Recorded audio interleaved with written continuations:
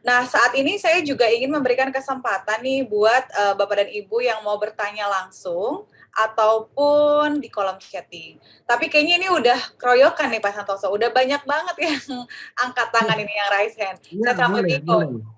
Boleh ya, siap ya. Oh, ini udah ada 17 loh Pak ini yang raise hand. Oke, kalau gitu saya kasih kesempatan deh untuk Bapak Diki. Silahkan Bapak Diki. Dari mana Pak Diki? Halo Pak Diki, tolong mic-nya di-unmute dulu. Nah iya, oke. Selamat malam. Ya, selamat malam Pak. Pak Santoso. Salam cuan. Malam Pak Diki. Salam Ya, cuan. selamat malam. Saya dari Medan. Horas, silakan Pak. Mau ditanyakan Ya. apa Pak? Oke, jadi saya ini termasuk pemula di sini, baru bergabung, baru seminggu lah. Jadi saya tertarik dengan apa ini, bet setting di trading Royal Q. Tentunya bagi setiap pemula, kalau melihat bet setting ini bingung kita membacanya. Jadi yang ingin saya tanyakan, itu kan yang bet setting itu kan sudah dibuat oleh sistem itu sendiri. Tentunya robot itu yang membuat. Kalau kami sebagai pemula, apakah kita ikut saja dengan format seperti itu, ataupun kalau mau kita rubah, apa dasar kita merubah supaya kita dalam bermain trading itu aman? Mungkin itu aja. Oke Mas Diki, yang pertama adalah dasarnya dulu 5% dari modal. Itu dulu. Sebelum kita milih koin, ya, sebelum kita menentukan berapa jumlah koin yang mau kita ambil, itu kita tentukan dulu langkah pertama adalah money management. Ya. Baik kita melakukan trading sendiri ataupun kita pengen ikut copy trade. Copy trade juga harus money management, ya, tidak bisa kita melakukan copy trade, kita tidak melakukan money management, sama aja, ya, sama aja. Jadi copy trade ataupun tidak, tetap langkah pertama adalah Mas Diki lakukan money management 5% dari modal.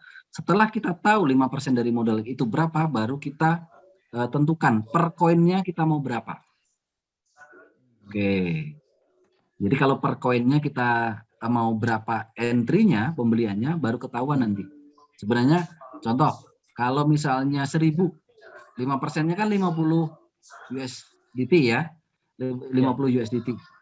Ya, 5%-nya 50 USDT. Itu kalau misalnya kita mau ambil satu boleh, 50 USDT berarti. Mau ambil dua boleh, 25. Mau ambil 5 boleh, 10. Artinya bukan berapa koin yang saya mau ambil, tetapi sesuaikan dulu 5%-nya berapa. Ya, tentukan dulu 5%-nya dari modal berapa, baru cerita berapa koin. Oke, itu setelah itu sudah Mas Diki, baru settingannya. Benar tadi yang ditanyakan Mas Diki, ya kan, kesettingannya tadi. Apakah kita hanya mengikuti ya dari developer saja ataupun tidak? Kalau Mas Diki mau trading koin baru, ya, itu gunakan settingan yang dari developer. Contoh Mas Diki mau trading koin apa, Matic, T-Full, ya, itu boleh pakai gunakan settingan developer. Tetapi kalau misalnya Mas Diki misalnya mau trading koin Indo ataupun altcoin, ya, itu kalau Mas Diki gunakan settingannya developer kurang agresif. Jadi nggak nendang. Kalau kayak kita beli motor itu kurang ngebut gitu loh Mas Diki. Jadi knalpotnya harus agak diganti racing, ya kan, kayak gitu. Ya kan, shocknya diganti dikit, ya kayak gitu. Nah, ibaratnya kayak gitu Mas Diki. Jadi settingannya Mas Diki bisa rubah yang lebih agresif. Contoh, karena kalau developer kan 3,5% dia baru beli lagi. Nah, Mas Diki bisa misalnya rubah 1,5%, ya. Setelah itu beli satu, kayak gitu. Turun 1,5% lagi, misalnya beli 1,5, nah, kayak gitu. Berarti dia lebih agresif. Tetapi untuk koin yang baru ataupun altcoin ya Mas Diki, ya. Bisa ngejawab Mas Diki yang dimaksud? 1,5%-nya itu di mananya kita rubah supaya lebih agresif? Bisa digambar situ? Oh, oke. Boleh saya tunjukin ya? Bisa ditunjukkan. Ya.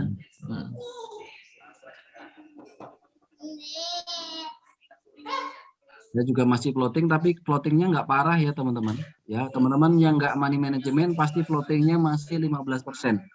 Ya, tapi karena saya money management, floatingnya masih cukup bagus. Oke, contoh misalnya Ethereum klasik. Oke. Nah, misalnya kayak gini Mas Diki, ini Oh bisa ya, oke kita oke. lakukan. Seperti itu. Jadi kita modif lagi ya teman-teman. Kalau memang kita mau trading sendiri, ya kita bisa modif lagi. Karena kalau kita benar-benar gunakan settingan dari developer, itu kalau untuk apa? Untuk koin-koin Indo, ya kayak Bitcoin, itu benar-benar malah nggak profit malahan Mas. Malah nggak profit nanti malah. Oke. Sudah cukup ya Pak Intinya Diki? money management. Sudah cukup jelas Pak Diki? Oke, cukup jelas loh. Ya. Terima Tinggal kasih Pak nyoba aja. Diki. Horas Pak Diki, salam profit ya, salam cuan. Oke, Mas Santoso, ini saya mau bacakan beberapa pertanyaan dari kolom chatting ya. Ini ada pertanyaan dari Tau. Pak, kenapa sih di kuantitatif trading saya nggak ada koin sol, Pak? Sedangkan tempat akun orang lain ada yang dapat koin sol. Padahal mengikuti circle yang sama, yaitu QQ, kok bisa beda-beda ya? Dan ini juga relate pertanyaannya dengan kenapa profit harian dua account bisa berbeda, padahal dengan copy trade yang sama dan modal yang sama juga. Nanti mungkin Pak Santoso bisa bantu jelaskan. Oke. Yang pertama tadi, kenapa teman saya dikasih koin sol yang lain nggak kayak gitu? Oke, jadi kayak gini.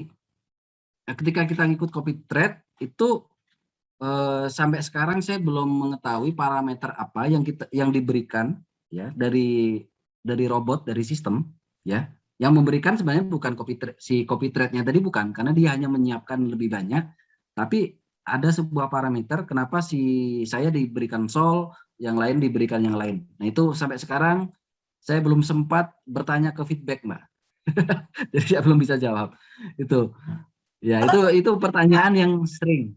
Ya, itu yang pertama. Mungkin nggak sih Pak, kalau karena time-nya pada saat orang itu synchronize itu berbeda, sehingga mungkin harganya yang paling bagus saat itu adalah koin bukan sol, mungkin nggak sih Pak kalau kayak gitu? Belum bisa. Faktor apa ketika kita diberikan koin ini, faktor apa itu memang, karena saya juga beberapa kali masuk ke copy trade di dua akun saya, ya itu juga di saat bersamaan, bukan bersamaan, satu kali ini saya dikasih ini, saya coba jalankan ini, kasih ini lagi, ya kan, padahal yang lain kan juga ada gitu kan. Nah, seperti itu yang belum ini. Itu menjadi PR kita ya teman-teman semua, nanti kita Ya, coba cari tahu ke feedback ya. Oke. Mungkin yang satu lagi tadi Pak terkait kenapa profitnya bisa berbeda-beda padahal kita menggunakan circle yang sama dengan modal yang sama pula Pak.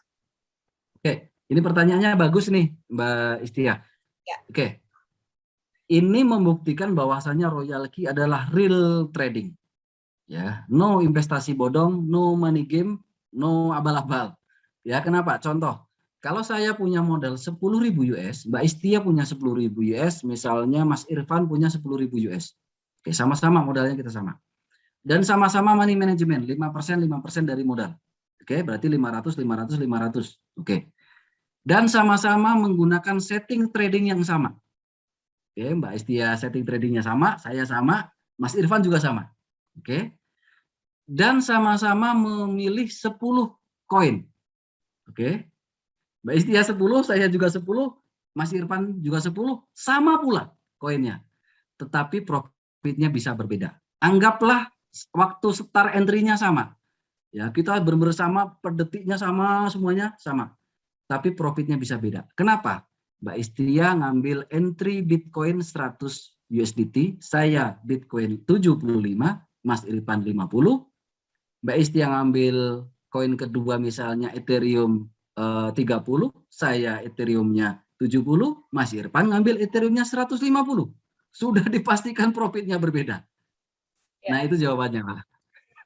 Oke, padahal semuanya udah kita samain tadi ya. Semuanya kita udah samain. Karena ini real trading ya, jadi memang banyak sekali Iya, faktor yang mempengaruhi. Lain cerita kalau yang flat semua rata ini rada-rada iya, iya, mencurigakan ya. iya.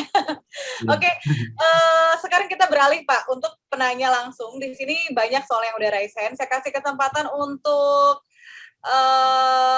Pak Suryanto, boleh silahkan Bapak Suryanto untuk unmute.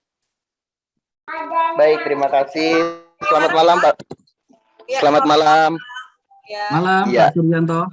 Pak Selamat Suryanto. malam, Pak Santoso. Sama-sama dari Sumatera kita, Pak. Cuman saya di Bangka Belitung, Pak.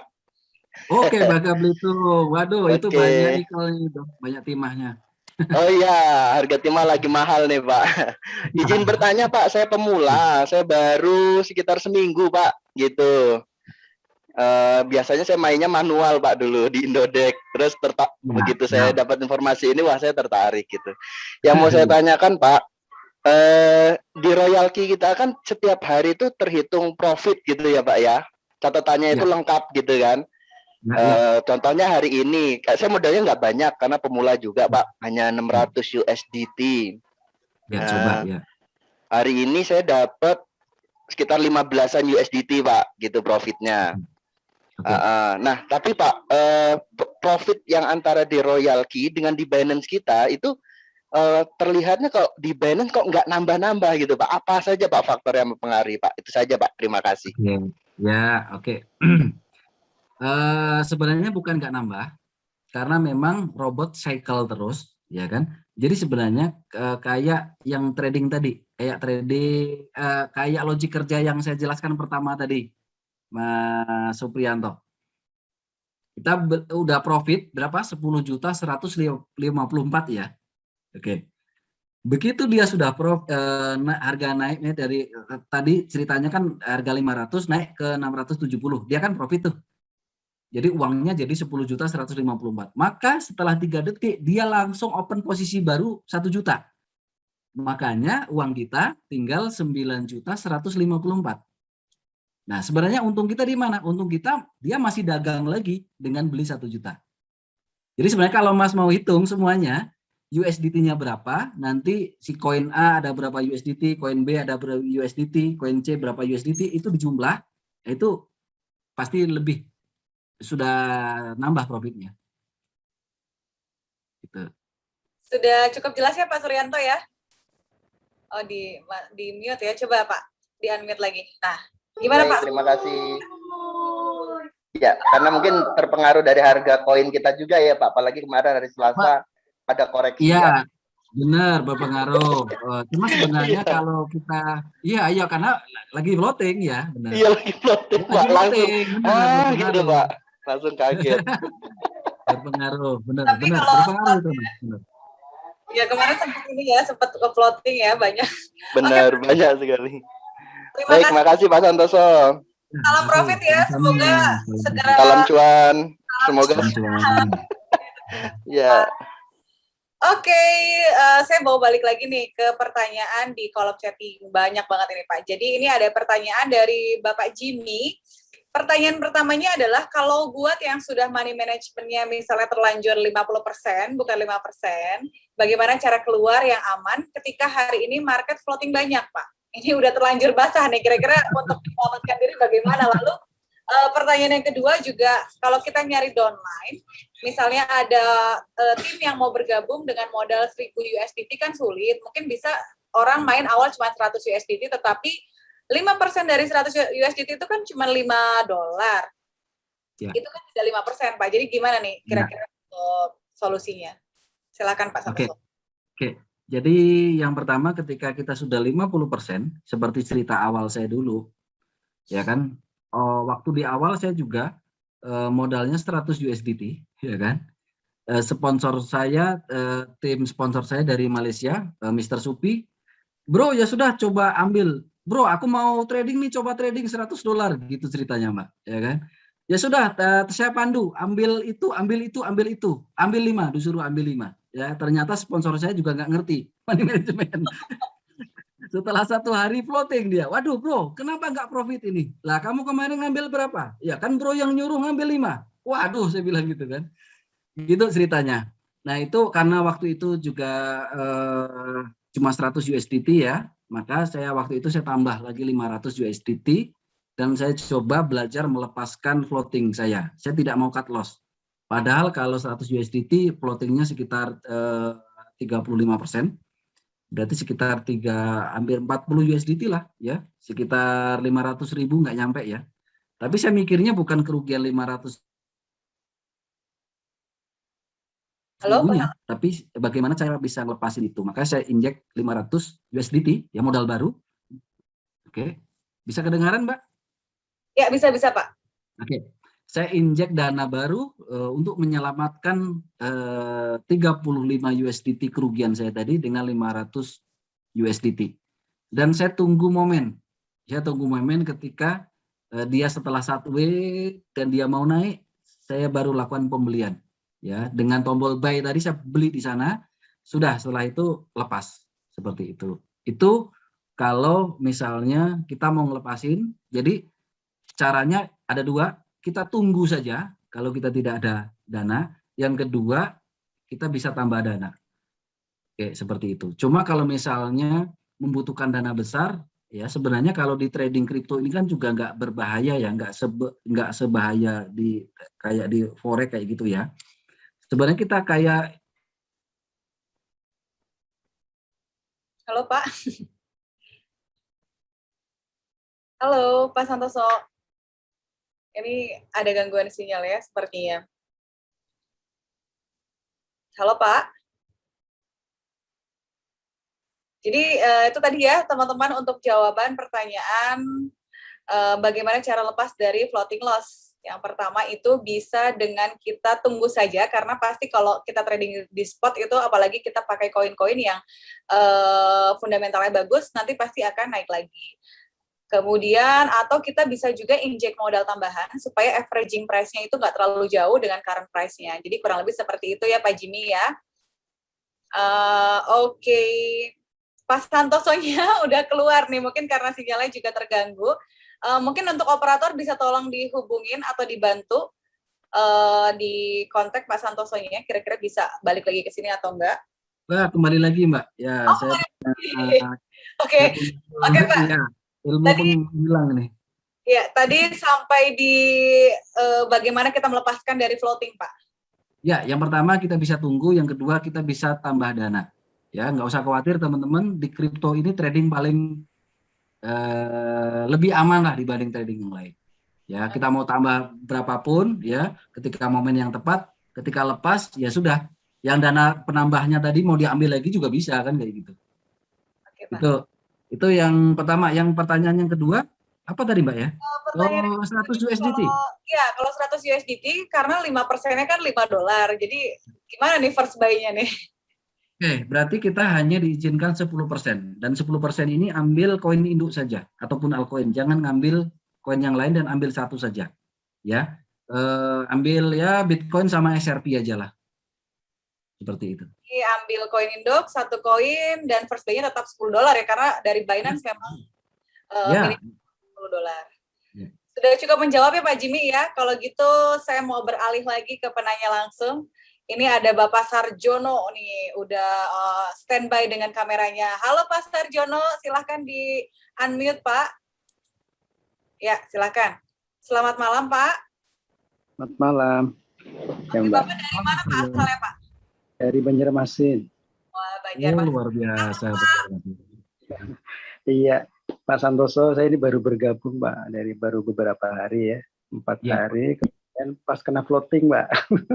Okay. Jadi hari pertama saya untung, kemudian di hari pertama, kedua, ketiga untung, hari berikutnya sampai sekarang tanggal 10 sudah 4 hari ini kena floating. Jadi tadi sudah Bapak jelaskan bagaimana cara melepaskannya. Terima kasih Pak. Jadi hanya pertanyaan saya, kalau kita mau nambah deposit, itu momennya seperti apa Pak? Momen yang harus diambil itu Pak, agar kita tetap cuan itu Pak, yang floating tadi. Terima kasih Pak.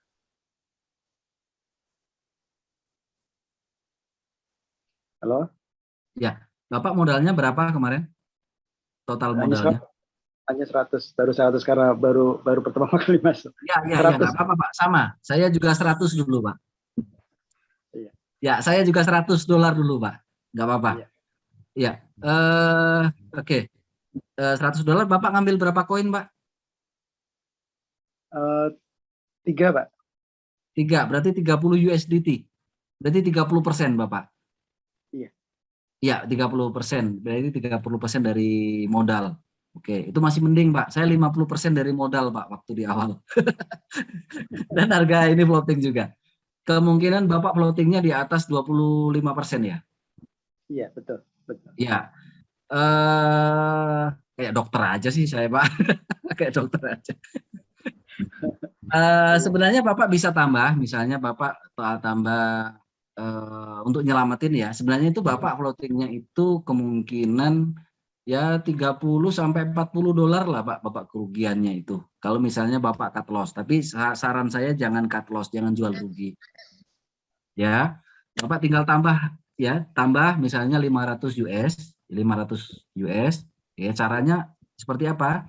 Caranya koin 1, koin 2 di post. Berarti tombol postnya itu diaktifin, hanya satu saja yang di trade.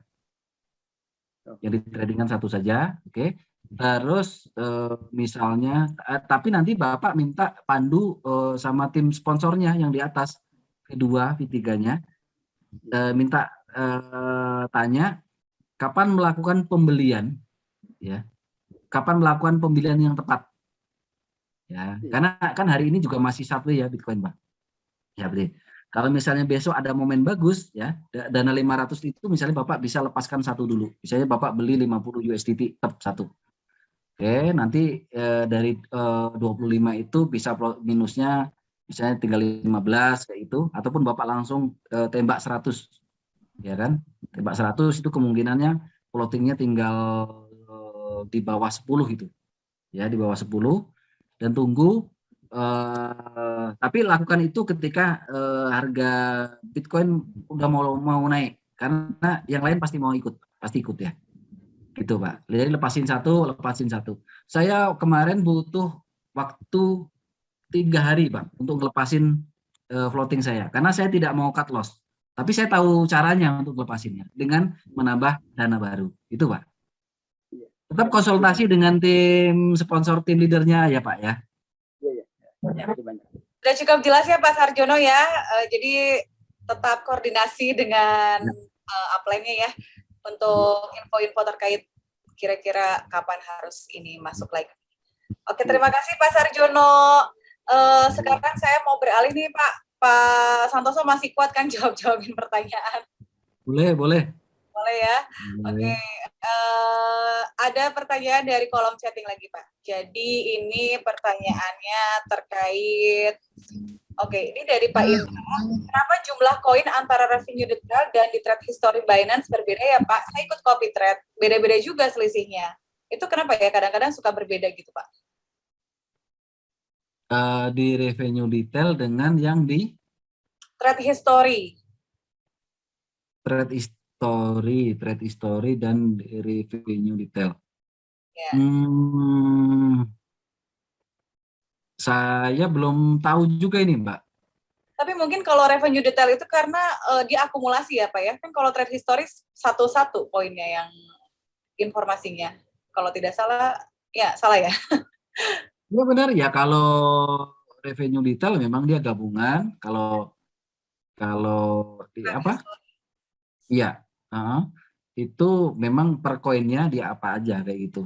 Nah, makanya pertanyaannya gimana kok bedanya di mana gitu kan? Iya, selisihnya ada yang 20%, ada yang sampai 40%, padahal dipotong otomatis dari fuel dan 1% dari seed. Ini agak masih rancu sih Pak Indra pertanyaannya. Mungkin nanti bisa didiskusikan juga dengan upline-nya ya untuk lebih detail lagi. Ya.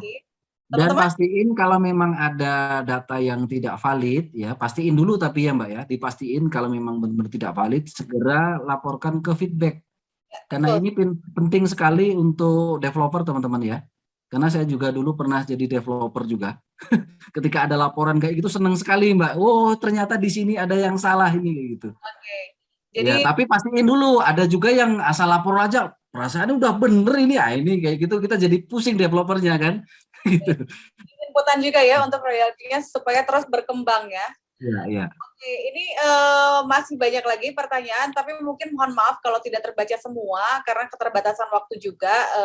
Nanti kalau ada pertanyaan-pertanyaan yang tidak terjawab, jangan khawatir teman-teman, tanyakan saja upline-nya, V2, V3-nya sampai clear. Dan juga sebetulnya untuk kegiatan Zoom kita ini ada beberapa kali ya dalam 1 minggu. Seperti biasa di hari Rabu dan Minggu kita ada business conference, kita akan membahas tentang affiliate marketingnya, dan juga setiap hari Jumat ini ada basic training yang tentunya bertemu dengan Pak Santoso.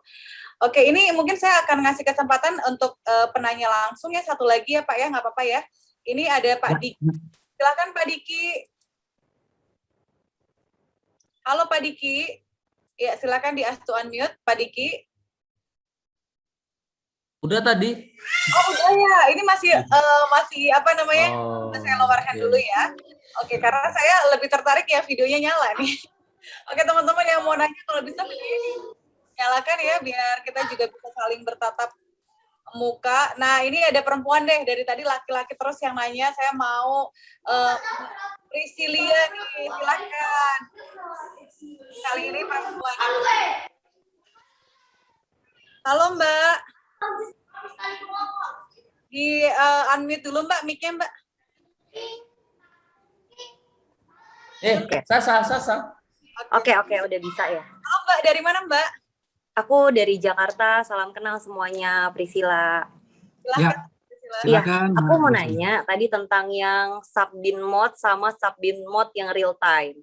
Jadi waktu kemarin itu aku Zoom yang pertama-tama itu, yang sama barengan sama V5, mereka menyarankan kalau seandainya floating loss kita agak tinggi, di atas 5 ya, minus 5 di atas, mereka menyarankan untuk menyalakan subbin mode yang normal untuk mengurangi minus atau minus dari floating itu. Nah, kalau tadi aku dengerin Pak Santoso kan katanya kalau bisa jangan dinyalain, kita nyalain yang real time kan Pak ya? Oke. Nah, terus ya jadi aku bingung gitu perbedaannya. Jadi sebenarnya kita harus nyalain atau enggak? Soalnya emang kemarin aku juga awalnya nggak ikutin yang money managementnya, jadi emang aku agak nyangkut ada yang sekitar $15. 15 minus 15 lah rata-rata kayak gitu. Nah, itu aku juga kemarin akhirnya aku coba nyalain subbin mode-nya, memang mengurangi floating-nya. Agak lebih cepat tapi nggak masuk di data real time-nya. Jadi baiknya gimana tuh Pak sebenarnya kegunaan si subbin mode ini? Jadi aku masih rancu antara subbin mode sama subbin mode yang real time. Oke. Subbin mode sama yang real time itu, kalau yang subbin mode yang nomor 2 itu benar-benar profitnya 100% dikasih sama kita. Jadi royalty tidak ambil 20%. Itu. Tapi yang real tetapi royalty dia tidak kasih laporan ke kita, di revenue detailnya enggak ada. Itu benar-benar ada di Binance. Oke. Oke, dia nggak kasih laporan, nggak kasih catatan, intinya kayak gitu deh, ya. Tapi yang subbin mode yang real time itu tetap dia ambil 20%, tetapi kita dikasih catatan. Nah gitu. Itu aja sih bedanya. Tapi soalnya dari kemarin nih saya udah coba ikut Zoom yang 2 kali nih sama yang V4 sama V5. Yang hari ini kan ada Zoom juga nih dari tim yang Koko Cuan ya. Nah, mereka tuh presentasinya adalah subbin mode itu boleh kita nyalain untuk mengurangi floating. Makanya kemarin jadinya saya coba memang benar mengurangi floating. Mereka menyarankan untuk mengurangi floating kita akan nyalain subbin mode-nya.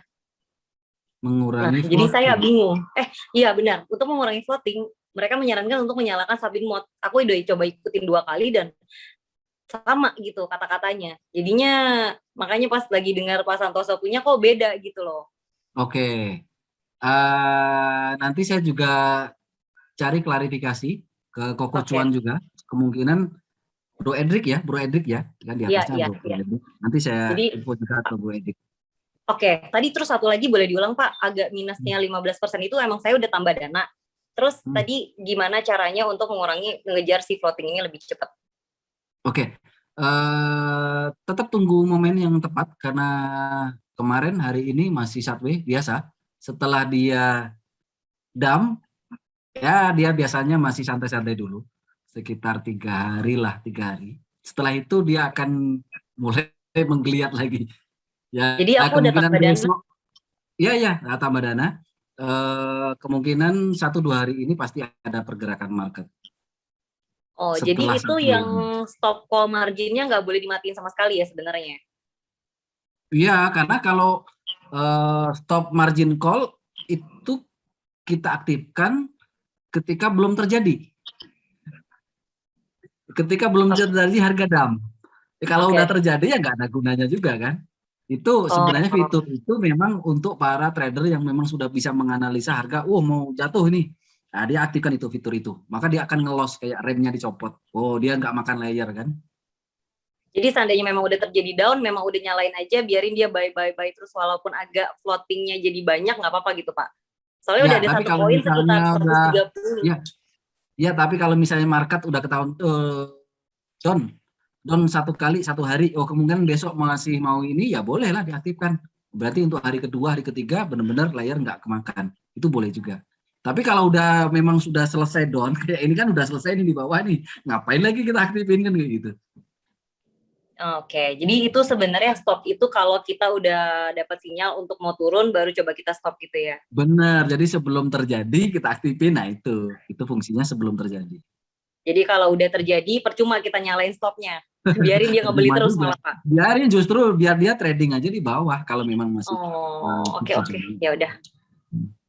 Nanti boleh tolong dikonfirmasi yang Sabin Mod itu ya Pak ya. Ya, Sabin Mod sama Pak Edric nanti saya diskusi. Pak Edric hampir setiap malam jam 2 telepon saya loh. Nggak tidur Pak Edric. Ya udah boleh. Terima kasih Pak. Thank you. Terima kasih Mbak Priscilia. Terima kasih ya Mbak.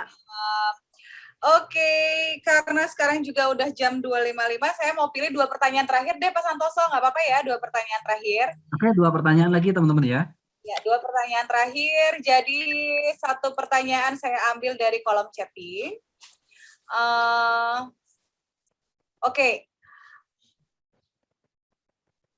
Oke, ini Mbak, saya dari Makassar. Mau nanya dong, saya pemula banget, tapi udah ngerti untuk baca candle pasar. Nah, sebenarnya yang lebih tepatnya membaca analisa teknikal itu per day, per hour, atau dan cara aktifkan robot dan stop robotnya, katanya gitu Pak. Jadi ini mungkin minta saran ya, jadi kira-kira kalau kita mau baca pergerakan market itu enaknya baca candlenya per hari atau per jam nih Pak? Oke, jadi kalau kita sudah melakukan, karena Mbaknya masih baru ya, selamat bergabung. Jadi kalau kita sudah melakukan trading 5% dari modal, itu sebenarnya kita analisanya bagusnya sih per minggu aja. Per minggu tujuannya untuk apa? Tujuannya untuk mengetahui apakah minggu depan ataupun minggu kedua, minggu ketiga akan ada market drop atau market up. Itulah nanti kita bisa ngambil keputusan, contoh kayak Mbaknya tadi, stop margin call-nya saya mau aktifkan aja nih, kayak gitu. Ya, karena memang ini dengan adanya royalty justru sebenarnya kita biar waktu kita terbebas. Jangan kita ngurusin aplikasi terus ya, ngapain kita beli robot kan kayak gitu. Kalau kita masih trading, makanya money management 5% itu teman-teman, sudah banyak teman-teman yang bilang ya dengan settingan yang bagus, itu bisa 1, 2, 3% kok sehari. Ada kemarin sore ada yang cerita dengan harga yang turun kemarin, Mbak. Ya. Itu dia punya settingan, itu nggak ngaruh, malah profitnya masih gede, nggak ada floating kayak gitu. Iya, saya artinya juga dengan 5% itu bisa profit ya 0,5% satu hari sampai 1% per hari. Ya. Oke, terima kasih ya. Semoga membantu ya Mbak ya untuk jawabannya. Ini pertanyaan terakhir nih, kita kasih kesempatan untuk yang bertanya langsung. Sekali lagi saya mohon maaf ya teman-teman semua kalau tidak semua terbaca. Tetapi jangan khawatir, pertanyaan-pertanyaan yang tidak terjawab silahkan ditanyakan saja kepada leadernya atau kepada upline-nya, baik V2 atau V3 dan seterusnya. Oke, saya akan kasih kesempatan kepada Bapak Sukriyadi. Silahkan Bapak Sukriyadi. Baik, makasih Kak Istia. Ya, Pak Sukriyadi dari mana Pak? Saya dari Bekasi. Oh, dari Bekasi. Silakan Pak. Ya, jadi gini, selamat malam Pak Santoso. Saya kebetulan baru bergabung juga. Jadi saya awal bergabung itu melalui beberapa ini sih. Pertama saya $1.000, terus kemudian setelah profit lumayan, kemudian saya cancel, saya upgrade menjadi $5.000 seperti itu. Nah tiba-tiba market dump. Begitu dump, saya injek lagi, saya vaksin lagi gitu. Saya vaksin 2.500 jadi 7.500. Nah ini yang ingin saya tanyakan sebenarnya tadi yang seperti ditanya sama Kak Priscilla tadi nih, Kak Istia. Jadi pada saat DAM, saya itu kan pada saat tidur saya, jadi saya tidak siap. Jadi saya tidak tahu kalau misalnya market jam 1-an itu DAM lagi gitu, sehingga saya udah vaksin ternyata kena lagi gitu, sehingga apa tadi stop margin call-nya itu kalau nggak salah apa ya, sebelum dia ini itu apa sih, lupa saya ininya, karena saya baru juga ya. Tapi sebenarnya kan di situ kalau kita klik koin kan ada yang tadi ya, one shot, sell, buy, stop margin call sama strategi mode ya Kak ya. Nah itu kalau pas lagi DAM itu dia berubah jadi apa itu stop margin call-nya? Pokoknya dia nggak jalan lah jadinya. Nah setelah dia normal itu stop margin call itu sebenarnya kalau tadi informasi Pak Santoso kan pada saat kita tahu akan DAM baru kita aktifkan kan stop margin call-nya kan. Biar dia loss gitu loh, yang layer 1, 2, 3 sampai tadi sampai 9 sampai 7. Itu tadi biar belanja semua lah gitu. Biar loss seperti itu. Itu sebaiknya gimana Pak ya sebenarnya itu? Kapan sih kita sebenarnya akan pakai stop margin call sama sebenarnya kira-kira yang untuk mendapatkan profit lebih itu seperti apa? Kalau dari hasil profit yang saya dapat itu alhamdulillah sudah sangat lumayan lah. Karena sebenarnya saya kan pemain kripto udah lama juga dengan profit yang sudah sangat lumayan besar juga lah gitu. Saya pemainnya lumayan mohon maaf agak sedikit besar juga gitu loh terkait budget. Ya, jadi kalau misalkan paus sih belum Pak, baru cumi-cuminya paus lah gitu. Artinya kalau misalkan cuma vaksin gitu udah biasa karena saya udah terbiasa namanya floating main feature juga kan gitu, floating 1000 atau apa itu udah biasa gitu. Saya ingin tahu, saya tertarik dengan Realki, kemarin ada offering dari teman pada saat saya mau pelajari, saya sebelumnya pakai Bit Universe. Dan pada saat saya bandingkan, itu benefitnya banyak sekali kelebihannya dibandingin sama bot yang lain ya, karena memang pada saat down, kita bisa average down gitu, kita bisa belanja terus, asalkan vaksinnya kuat tadi, seperti itu Pak Santoso.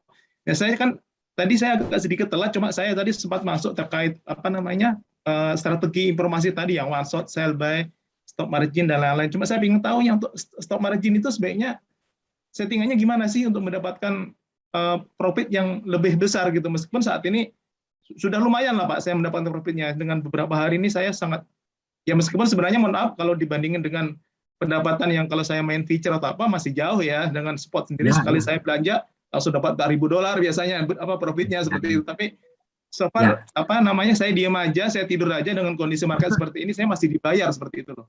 Terima kasih Pak Santoso. Terima kasih. Terima kasih.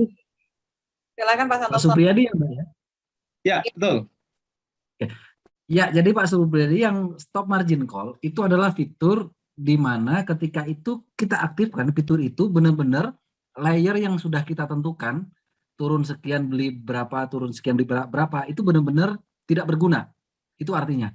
Jadi tidak berfungsi. Kok tidak berguna? Tidak berfungsi. Maka dia tidak melakukan pembelian. Kalau itu fitur itu kita aktifkan. Nah, artinya kapan kita lakukan itu? Kita lakukan sebenarnya sebelum terjadi market down. Ya. Kenapa? Ketika sebelum terjadi market down, kita aktifkan, maka robot tidak melakukan pembelian 1, 2, 3, 4, ya kan? Tidak beli. Kayak kita nyelesain dulu harga jatuh ke bawah, baru kita nonaktifkan lagi, ya udah. Berarti dana kita benar-benar masih dalam bentuk USDT dan kita trading di bawah malahan Pak. Sebentar, maksudnya pada saat dia market crash setelah down, kondisinya sekarang ini kan sudah mulai ya tekap-tekap dikit-dikit lah begitu. Ini dalam kondisi sekarang itu sebenarnya kondisinya untuk yang margin itu kondisi aktif atau non aktif Pak? Stop margin call ya nggak usah diaktifin Pak, karena itu tombol itu sebenarnya efektif difungsikan ketika sebelum terjadi Pak. Sebelum terjadi market jatuh, dia tidak makan layer 1, 2, 3 kan, ketika makan layer kan dia pakai equity kita kan, ini betul, Pak. Betul. Ya. Kita, kan? Ya, gitu. Paham. Paham. Baik, mungkin satu lagi Pak Santoso, mungkin sebelum ditutup ya Kak Istia ya. Ini banyak pertanyaan juga. Kenapa pada saat kita klik di koin itu posisi quantity itu loh Pak, di masing-masing koin kalau kita klik kan ada yang posisi amount sama posisi quantity itu berbeda jumlahnya dengan koin yang ada di Binance gitu. Kuantitinya? Iya, kalau saya kemarin kalau saya berpikir, kalau saya sebenarnya nggak masalah sih ya, karena kan emang pada saat saya kasih vaksin bisa jadi dia belanja banyak, makanya yang ada di Binance itu lebih banyak gitu loh. Oke. Jadi misalkan kayak yang ini koin Algo misalkan di koin saya posisinya ada 10, ternyata di Binance ini ada 20 begitu. Oh gitu. Iya. Itu kadang sering terjadi yang di koin-koin baru, Mas ya. Karena banyak beberapa ada yang info ke saya, itu rata-rata kadang yang kayak gitu itu di koin-koin baru. Karena kemungkinan koin baru ini, contoh kasusnya punya Pak Supriyadi kayak gitu. Tapi ada kasus yang lain lagi, itu dia ada kasus yang lain lagi, Mas. Karena koin baru ini banyak faktor ya. Karena dia volume masih kecil, ya kan. Apalagi kalau kita misalnya kita sell langsung 2000, sedangkan harga terbaik, ya kan, harga terbaik adalah harga tertinggi saat itu, ya, KTH-nya. harga sekian di saat itu, tetapi dia nggak cukup 2000, berarti kan dia harus mengambil harga bawahnya lagi. Iya. Oh. Nah, seperti itu. Nah, itu kadang itu faktor-faktor seperti itu, makanya sering saya dapat laporan itu biasanya pasti koin-koin baru deh. Karena yang volumenya kecil kayak gitu. Itu sih, Mas. Pak. Siap. Cukup jelas kan Pak Supriyadi ya? Lumayan, makasih Kak Istia. Minimal bisa memberikan pencerahan dan menambah cuan lebar terus lah untuk teman-teman semuanya. Oke, Mas Supriyadi, luar biasa. Thank you. Siap. Makasih Mas Santoso, Pak Istia. Oke, teman-teman semua, kita sudah ada di penghujung acara ya, tapi jangan khawatir, sekali lagi saya ingatkan, kalau misalnya masih ada pertanyaan-pertanyaan yang tidak terjawab, saya pribadi mohon maaf, tetapi bisa ditanyakan kepada upline kita langsung ya. Lalu mungkin untuk mengakhiri malam hari ini, saya mau minta closing statement deh dari Pak Santoso untuk teman-teman semua, biar kita semua semakin semangat, dan juga biar rezekinya Pak Santoso ini nular nih, kita jadi V6 nih semua dalam waktu dekat. Silakan Pak Santoso. Oke, teman-teman semuanya, malam hari ini kita udah belajar sama-sama ya. Saya minta maaf kalau semua pertanyaan tidak sempat kita jawab semuanya, artinya teman-teman bisa berkonsultasi dengan V2, V3, V4, dan saya harapkan untuk teman-teman V4 ya, V4 semua V4 untuk membuat basic training sendiri ya. Nanti besok saya akan meetingkan. Jadi memang basic training ini cukup penting untuk pemahaman terkait bet setting dan terkait royalty itu sendiri. Karena produk knowledge-nya sebenarnya akan kita belajar di basic training seperti ini. Artinya kita pemahamannya akan bertambah terus. Itu teman-teman. Terus selanjutnya teman-teman, di hari Rabu tambahan informasi, kita akan melakukan event di Palembang ya. Bagi teman-teman yang memiliki kolega teman-teman di Palembang untuk bisa diarahkan nanti ke event Palembang. Nanti detail hotel dan waktunya nanti bisa diambil di grup ya. Besok sudah ada jadwalnya di grup.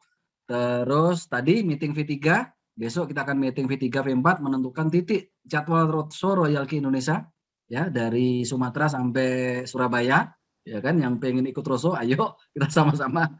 Oke, itu. Terus selanjutnya teman-teman, ketika kita sudah memahami apa itu keseluruhan royalty dan kita benar-benar yakin bahwasanya ini adalah real trading dan ini bukan investasi bodong, teman-teman, kita masih memiliki bagaimana caranya kita bisa mendapatkan uang yang besar di luar trading.